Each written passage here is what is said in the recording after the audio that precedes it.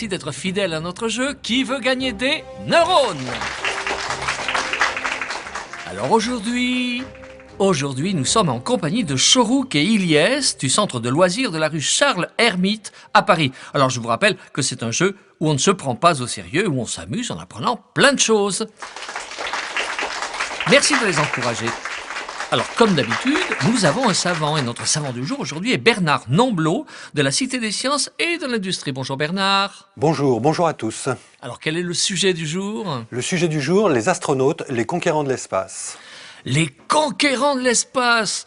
J'espère, les enfants, que vous serez les conquérants de ce jeu, mais c'est un sujet passionnant et vous allez nous passionner. Alors, Chorouk, tiens, qu'est-ce qu'un astronaute?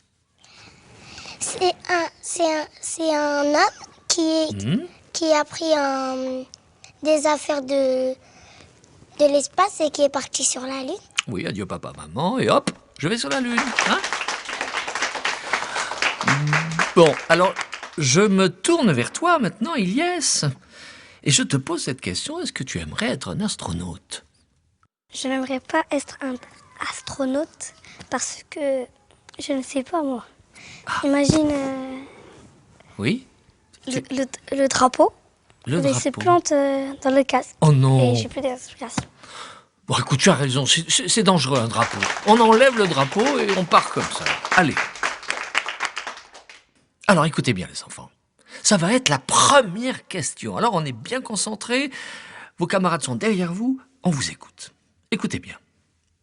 Comment fait-on pour respirer dans l'espace?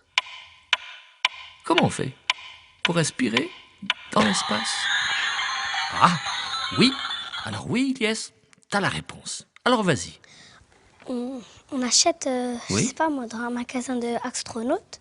Oui. Les habits de l'astronaute avaient un casque. Mhm. Et comme des trucs dans le dos qui Oui. permet de respirer dans l'espace. Oui, tu vas parler des bouteilles. Eh bien, nous allons demander à notre savant Bernard Nomblot la réponse exacte. La réponse d'Ilyes est très originale, mais il n'y a malheureusement pas encore de magasin pour que se fournissent les astronautes. Et les astronautes emportent effectivement de l'air qui est dans des bouteilles. Il est comprimé, cet air, et se trouve porté sur le dos des astronautes. Il y a des tuyaux qui partent, qui vont jusqu'à leur casque, et c'est cet air que respirent les astronautes. Eh bien, merci Bernard Nomblot. On va respirer un grand coup, les enfants, pour aborder la deuxième question. Pourquoi voit-on les astronautes flotter dans leur vaisseau spatial? Pourquoi ils flottent dans leur vaisseau spatial? Vous les avez vus à la télévision? Oui, Chorouk, tu as la réponse?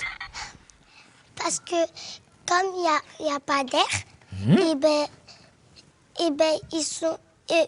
leur corps, ils se lèvent et eux, ils sont en train de flotter.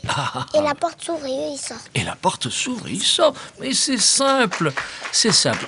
Alors on va voir si la réponse est celle-ci. Bernard Nomblot? Bernard? Eh ben non, Chorouk, il y a de l'air dans le vaisseau spatial des astronautes, la preuve c'est qu'ils respirent.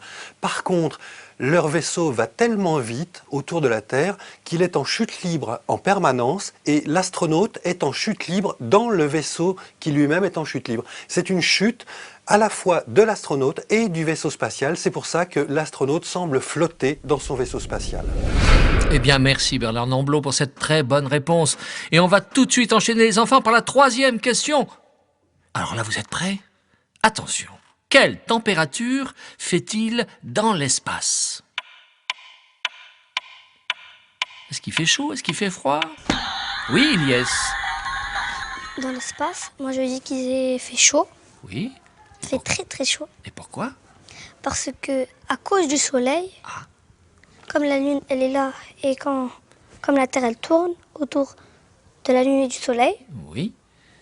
quand nous on tourne, la Terre elle tourne doucement et elle peut venir au soleil. Ah. Et la Lune elle est là. Ah, Et quand le soleil, comme il est grand, Oui. peut diriger là, partout. Alors c'est comme ça qu'il fait chaud dans l'espace. Eh ben écoute, moi je t'ai suivi là, j'ai eu très très chaud là. Écoute, on va demander à notre savant du jour, Bernard Nomblot, c'est une belle idée, n'est-ce pas? C'est une bonne idée, Elias, mais c'est en fait beaucoup plus simple que ça.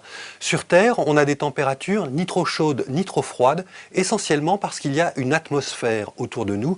Cette atmosphère va empêcher la Terre de se refroidir pendant la nuit et va l'empêcher de se chauffer trop pendant le jour. Dans l'espace, il n'y a pas d'air, donc si on fait face au Soleil, on va subir des températures d'environ 200 degrés au-dessus de zéro, et si on est dans la région qui est dans la nuit, on va avoir des températures beaucoup plus froides, de l'ordre de moins 200 degrés. En fait, les températures sont extrêmes tout simplement parce qu'il n'y a pas d'air dans l'espace pour jouer le rôle d'un isolant, d'une couverture isolante.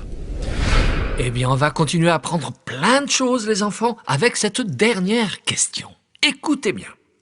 Combien de temps faudrait-il pour aller rejoindre l'étoile la plus proche de nous après le Soleil? Combien de temps faudrait-il pour aller rejoindre l'étoile la plus proche de nous après le Soleil? Qui s'appelle Proxima de Centaure, il me semble. Oui? Oui, vas-y. Oui, Shorouk.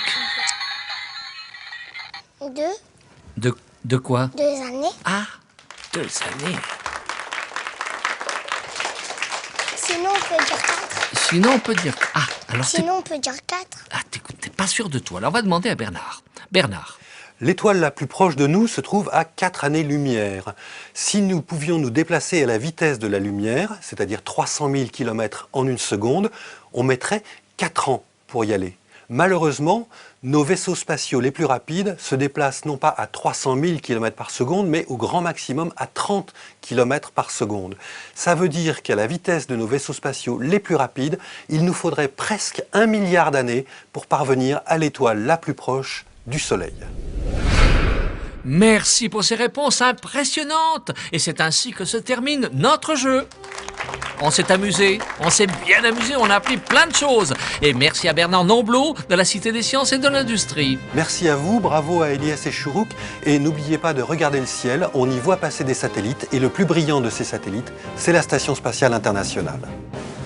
Oui, bravo à Shorouk et Elias. Et merci au Centre de loisirs de la rue Charles-Hermite à Paris, à ses animateurs et à la prochaine fois.